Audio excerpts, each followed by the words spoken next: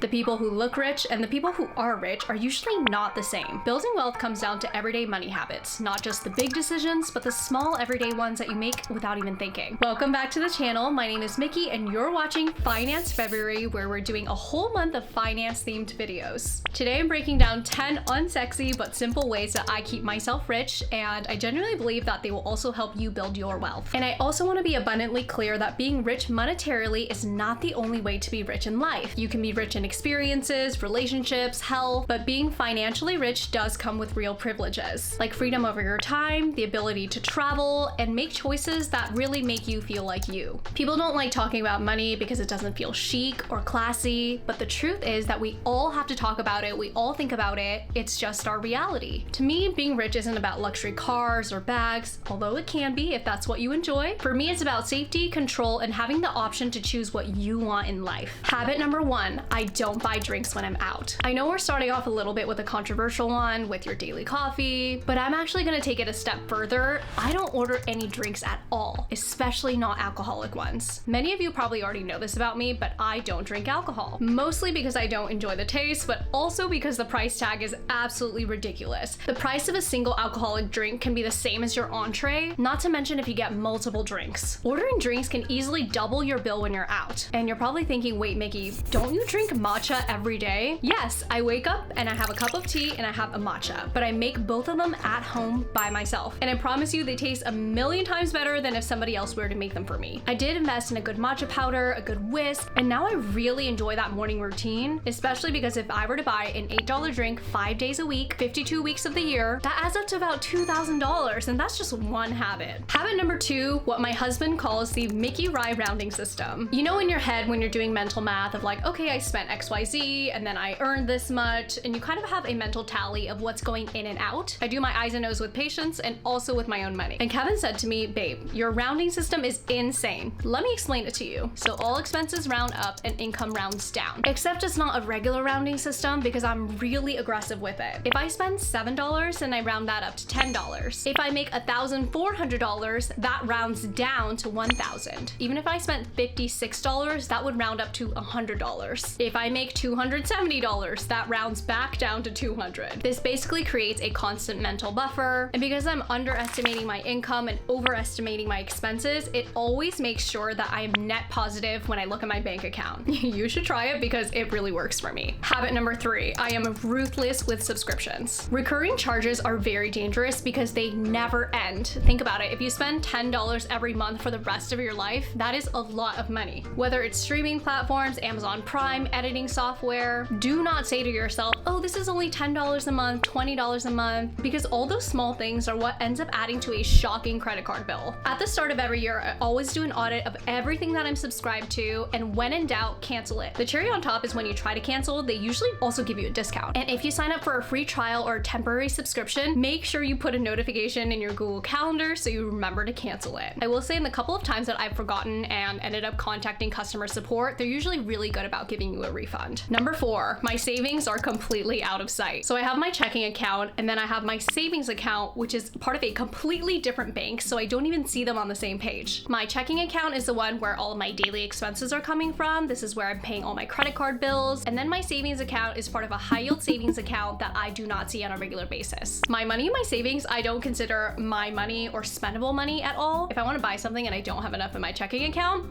can't afford to buy it. Fancy meals, shopping, discretionary shopping, everything needs to come from the checking, and I need to have enough to be able to do that. Which, side note, if you don't have your money in a high yield savings account, you have to have one because traditional bank accounts do not give you any interest. High yields are the ones that do. There's so many companies out there. Kevin uses SoFi, I use Marcus by Goldman Sachs. Find one that works well for you and sign up. Habit number 5, if I can't afford to buy 2 of them, I can't afford to buy it. If I want to buy a purse, I should be able to buy 2 of them. If I want a new foundation, I should be able to buy 2 of it. Now, obviously there are exceptions to this, like housing, car, true necessities, maybe it's like a washer or dryer. But if you use this rule, even with crazy big things, you will find yourself living in abundance. Habit number 6, I eat the same things on repeat. I am a creature of habit and it pays off. Every single morning I wake up and I have the same thing. And not only does this reduce decision fatigue, but it also eliminates food waste and makes grocery shopping extremely efficient. For example, I have 2 eggs every morning, so I know I need exactly 14 to cover every week. Nothing more and nothing less. And obviously I'm not eating the same thing year round for every single meal. In the summer, I'll switch it up to a smoothie or a smoothie bowl, but having a set meal is something that maybe you could consider. Habit 7, I always cross-check prices. The amount of times that I've gone to Target to buy something and for funsies opened up Amazon to see what the price difference was, that it was cheaper to buy on Amazon with shipping than it is to buy it in person, genuinely shocked me. I used to always think that buying stuff in person was cheaper because you're not having to pay for shipping costs, but recently it hasn't really been the case. Now, you don't need to be checking the price of every single item, but I love having one item that I know the price of in every single store that acts like an anchor. You guys are gonna laugh at what my anchor is, but it is Ferrero Rocher chocolates. So the big 48 count at Costco,